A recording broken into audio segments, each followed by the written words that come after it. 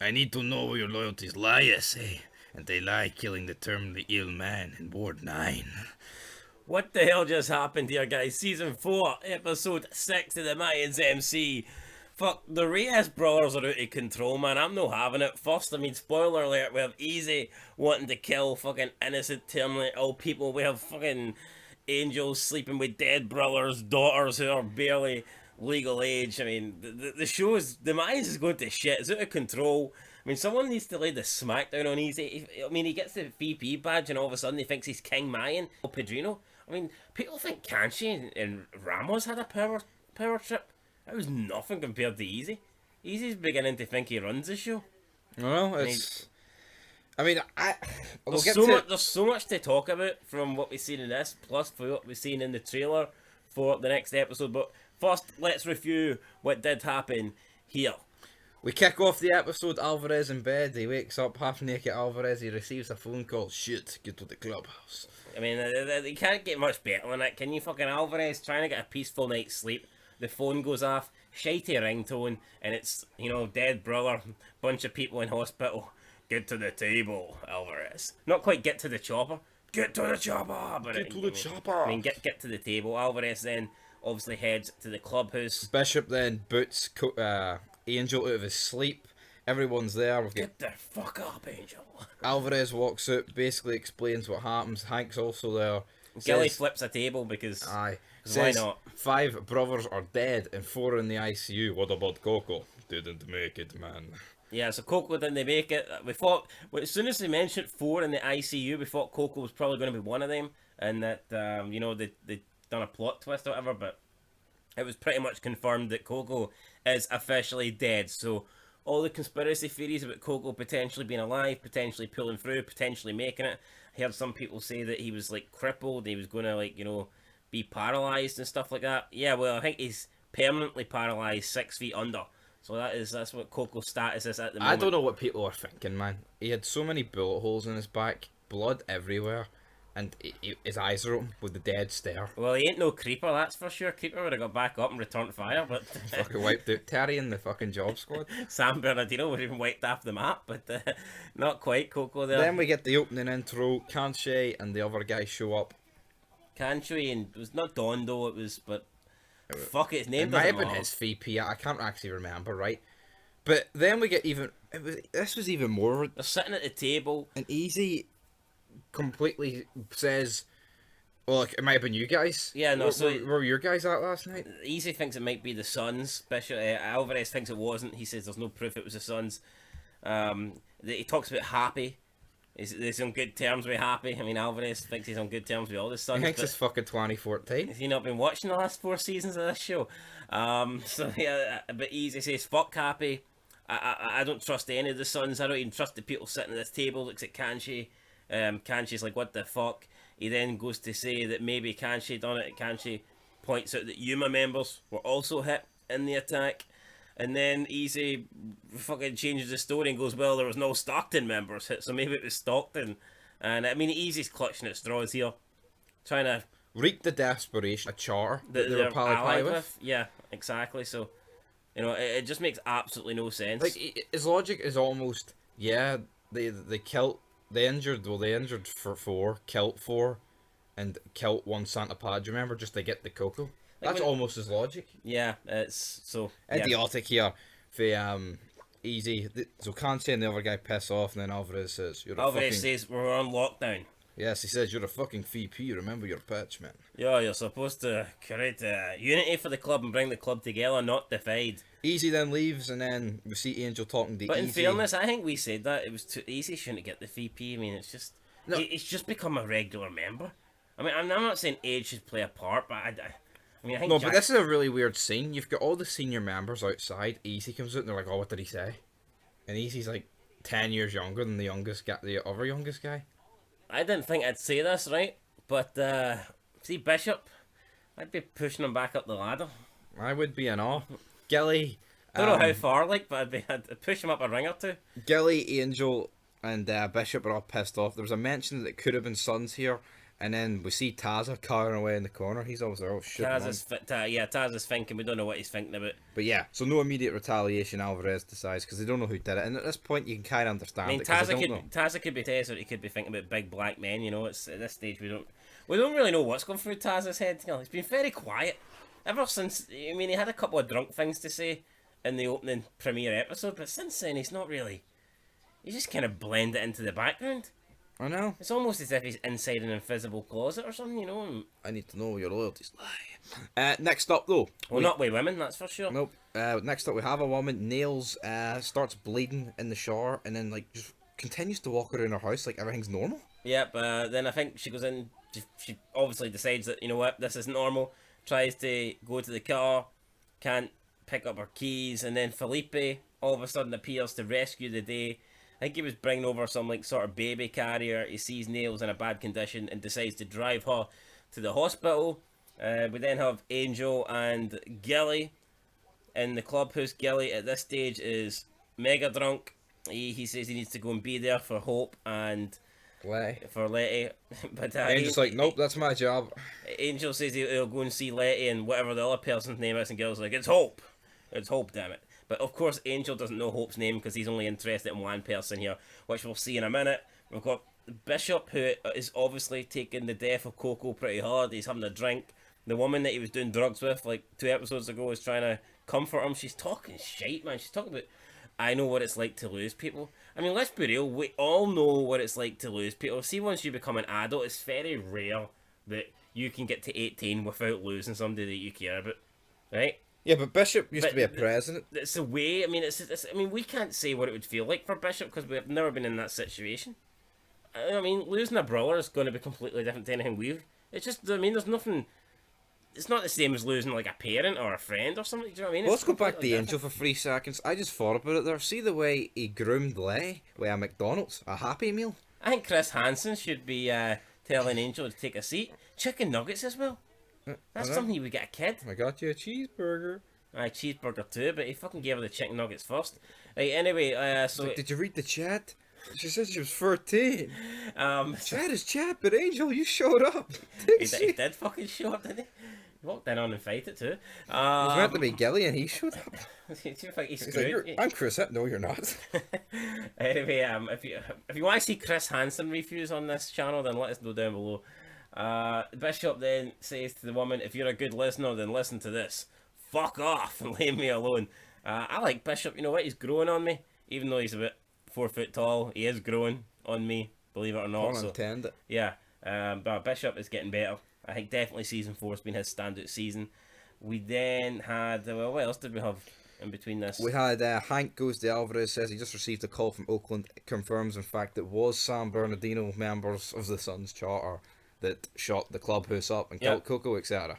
But Alvarez wants Hank to keep this between them at the moment. He doesn't want this to scale into something larger than it is. So Alvarez, I mean, this is probably smart for Alvarez. You know what I mean? He wants to think about it. He wants to sit on it. He just doesn't want to rush in. Yes, but there's an immediate problem with it. Oakland members have told him. It's Yeah. not like it's an outside party that's not going to tell anyone else on the Mayans. It's not like Hank got fucking inside information from like a like unique source or something like that. He got told from another charter. So obviously they are going to know. But yeah, like you said, then Angel does go over to Coco's house. He essentially grooms Letty, gives her fucking some chicken nuggets, and then he decides to sleep with Letty, the daughter of Coco who just died. And I mean, if you're keeping track here on the show, I mean, she's not. I mean, yeah, I mean, actress wise, she might be like 24 or something like that, but in terms of in the show, I believe she cannot be that. She can't be that old. No. I'm pretty sure she was in the first season, it was like, she was like 16, 15? Yeah. So, I mean, there's not been that many time skips. How are you supposed to like Angel? He's a fucking arsehole. And it's not, I mean, that's bad enough what he's doing here. But while he's doing this, NAILZ is in hospital, and she loses their baby, and Angel's nowhere to be seen. Felipe tries phoning him, and I understand it. I mean, if Felipe phoned me, I wouldn't answer the call either, you know what I mean? I'd be like, fuck off, you boring bastard.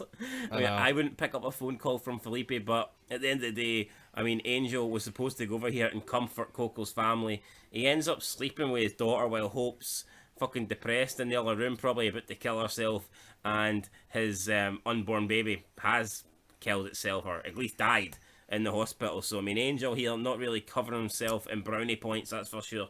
You're goddamn right. And then, Miguel buries Thomas, puts his jacket on, phones a guy, leaves with a guy. That's what happens. Thank fuck. I mean, this is, to me, this means no more nuns, no more depressed Miguel. No more in nuns, Mexico. but there will be sons. Yeah, so I mean, not a lot to say here. I'm just glad this is over with. Then we have Easy confront Alvarez. Well, Alvarez is fixing his bike. Easy says there's prospects for that. Alvarez says sometimes you have to get your own hands dirty. Talks about the war in the early 90s. Alvarez was like, seemed as if he was. He just couldn't be arsed. Alvarez generally seemed as if he was like having second thoughts about the whole club thing, in my opinion here. He's like, we kill each other for a piece of cloth, and when you put it like that, is it really fucking worth it? He was talking about like, what do you get? It's deaths, old ladies, children left without fathers, brothers losing brothers and all this, like for the sake of essentially the cloth, It's probably because he's been at the game a while. Yeah, maybe he's not used to this killing, so I mean that's what happened there. Later on we had Emily phone Easy on a payphone, and this was like this must have been the hungriest payphone ever, because every time she put money into it, it would last like 5 seconds, and it would say, "Please pay more money to continue the call." Maybe she was putting cents in. Yeah, it could have been cents. Who knows? She warns Easy that the people the job she carried out for him, or that he carried it for her in season 2, the hit job On Marlon. Yeah, on Marlon. There's people onto her for that, and he needs to be careful. But there's no way anybody it could not possibly be traced back to Easy unless she grasses on him. Exactly. Unless she touts on him. So and if she does that, she incriminates herself. And there's no proof Easy did it, so this is just stupid from her. So there's pretty much no real reason for Easy to receive this information. He doesn't need to. She's know this. probably relying on him to come up with an idea to say kill them or something. Yeah, probably. I mean, Emily's trying to make it as if she's concerned about Easy, but in all likelihood, she's probably concerned about herself. We're midway through season 4, and like, why has he still got this connection to Emily? Coco just died. You're about to go to war. Who gives a fuck? That's one thing I would say about Easy. I think he's became very cold. He's just like a killing machine. Aye, but then as soon as she phones, he drops everything. I don't understand that. Maybe he'll always have that connection with Emily, but honestly, I don't like it. It's a bit. Yeah, I don't really get it. Then we had Manny show up on the bike. Before that, we had Terry's old lady talking to Justin Bieber. Justin Bieber says she wants out. She can't date anymore. I didn't think people were going to get hurt. What did you think was going to happen? Yeah, you know what I mean? Fucking Montez is dead. Do you think they were going to bake them a cake and see if she blow out did? the candles? See if she didn't think it was going to be that big a deal or whatever. They might have just left it. She says she wants out. She says that she wants nothing more to do with this. People have died, and she gets told that no, you're involved now, and you need to keep an eye out, and you need to listen for when the Mayans are going to retaliate and let us know, so we know it's coming. That's what happened there. We then had a weird scene where NAILZ asked to see her baby, and she was cradling her baby, her dead baby. So yeah, I mean, that was a bit weird as well. We then had Manny arrive at the clubhouse. He was on the bike, guys. So that's who it was. It was Manny on the bike. So in case you didn't know, you're gonna lead us or what? Easy. Now you know. Yeah, he says, "Is that flash on your patch?" Just he basically reveals a piece here of furniture, that it was San Bernardino to the rest of the club. Yeah, and Easy at first is confused, but then he puts 2 and 2 together, and he figures that Alvarez lied to them and did not tell them the truth. Well, I guess he didn't lie, just didn't tell them. Well, I guess so. Yeah. I kept something from them that didn't lie. All right. Okay. And then chapel, 40 minutes. We get chapel, or church, whatever you want to fucking call it. Alvarez says he doesn't want to go to war. He can't be arsed. His time is not right. He's going to sit down with Charmin, sort things out. Easy says, "Fuck you, Will," because everyone else at the table wants to go to war. Yeah. Everyone wants to go to war or has not voiced their opinion, and the people who hadn't voiced their opinion was kind of like Taza, because he's just on the fence with everything. Yeah. Apart from taking up the ass, he's that far that side. Easy essentially tells Alvarez no, that we're going to strike back now. Alvarez is like, "Excuse me," but Easy then goes on to discuss a plan about how they know Packer is terminally ill in like one of these hospitals, and they're gonna infiltrate the hospital and kill Packer and cut the head off the snake in Easy's words. And at this stage, it kind of like panned to Bishop, and Bishop looked like he wasn't agreeing with this decision. But it was almost like, fuck it, no, why not? Then Alvarez again didn't seem as Alvarez like seemed really rocked, and he didn't really agree with the plan. But see, Bishop probably wouldn't. Bishop was obviously pally with Packer. Packer's not even plugged into the club, and they're going to kill a guy. Yeah, it doesn't make any sense to me. He's not been there. I mean, I highly doubt Packer had anything to do with this hit on Coco. I highly doubt he gave the green light to go to war. To me, if you're going to cut the head off this whole thing, it would be kill Chibs and Charmin, the mother charter. Yeah. To me, that's the head, not a guy who's lying in the fucking hospital bed. But to me, it would make more sense. Obviously, we know from the trailers, we know from the promos that Alvarez has a talk with Tig. Shouldn't that talk with Tig happen before he agrees to retaliation here? I know. That would have obviously made more sense to me. Easy says that. Like, I'll admit, I'd rather whatever happens to Packer here happen on screen rather than he just died off screen. But it just seems like they've shoehorned it in. It just seems so weird. Like, I can't get behind it. And there was a few people commenting about it, like, oh, maybe they'll attack Packer. I thought, why the fuck would they do that? It's hectic. But to me, that would be a real low. I think. I mean, I don't think you talk about this war between the Mayans and the Suns. If they go to the hospital just to kill a terminally ill Packer, I mean, I don't think I can be on the Mayan side. Easy said it's a suicide mission, but he's going to do it. Alvarez says that's not really a job for a VP. Easy refers back to what Alvarez said earlier in the episode, that sometimes you have to get your own hands dirty.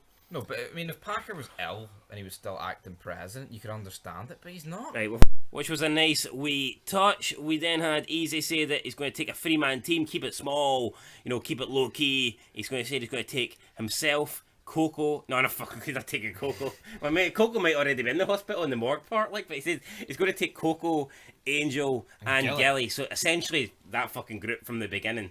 But then out of nowhere, fucking Hank says that Gilly isn't going.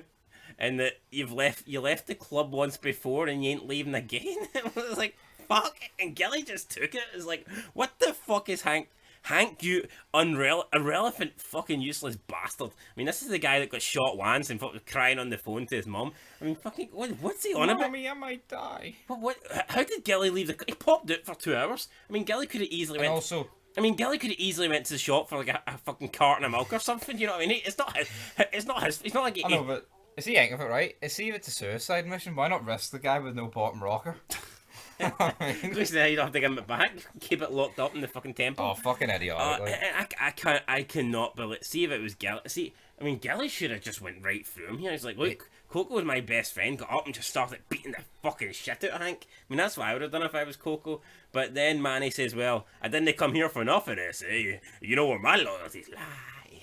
And he agrees to go with them, so it's going to be a three-man team of Easy, Angel, and Manny. And then Bishop is sitting there again. Bishop's looking like, what the fuck? I remember the good old times when I used to run this club. Alvarez seems reluctant, doesn't seem like he wants to do it, but he picks up the gavel and just... Let's go to war.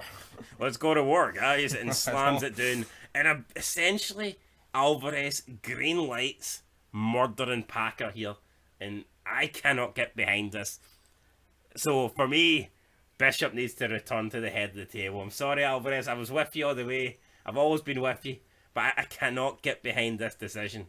It was baffling. I see when the words left Easy's mouth, we'll kill Packer at UD. I was like, what? The fuck it was called? I was like, am I hallucinating here? I mean, what? I don't understand. I don't know what's happened to Easy. I mean, at the start, he seemed like this loving, caring guy that, wasn't really about... I mean, he didn't really get his first kill till... Season 2. I mean, no, it was similar to Jax. Remember, it took Jax a long time to try and kill that agent, and even then, that was kind of like more in self-defense. It was just weird. But now all of a sudden, Easy's just completely out of control, and I think he needs stopped. I don't think he's VP material. No, he's maybe he could be El Pacifico. What do you call it? El Pacificador. El Pacificador. But let's El Pacificador your ass on it. Maybe he could be the hitman, but in terms of a VP or president, certainly not. And we've got to rate the episode. Thought it started strong, ended strong, middle got a bit lost. I felt like it's almost like Alvarez didn't want to go to war just to drag the episode out. No? And I don't see what happened towards the end to make him change his mind. I guess the whole I table have, kind of I have lost a bit of respect for Alvarez. I think he should have laid down the law. When he said excuse me, I was expecting him to fucking... Excuse me, you stupid cunt. I was expecting him to offer Easy a fight outside or something. Put your hands up, Easy. But it was kind of just like, excuse me. Then all of a sudden he was like, aye, alright, fuck it, we'll go to war. And slams the gavel down. Very weird there for Alvarez. I mean, I really enjoyed the club stuff, but again, the non-club stuff, I felt kind of dragged. I mean, I get what they were going with for NAILZ, but to me, it was just kind of like too much. See, to be honest, right? I think See the scene with Felipe showing up with the cot and like the baby's dead. I mean, that is kind of sad, but if I cared about Felipe, it would be a lot worse. Yeah. I feel like if it was like Unser or something.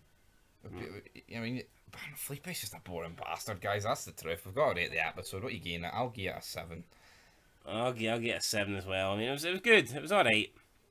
Yeah, it looks like things are going to pick up in the next one. An all-out suicide mission to kill a guy who's like no threat to these whatsoever. Yeah, sounds like a fucking smart plan. I'm on team. I think I'm on team SOA from this moment on. Yeah, I need to know what your loyalties lie. I say My loyalties lie and charming with Sons of Anarchy, brother. Riding through this world. Get your burritos off the table. It's a fair deal. Till next time. Yo, Easy. Fuck off back to TJ.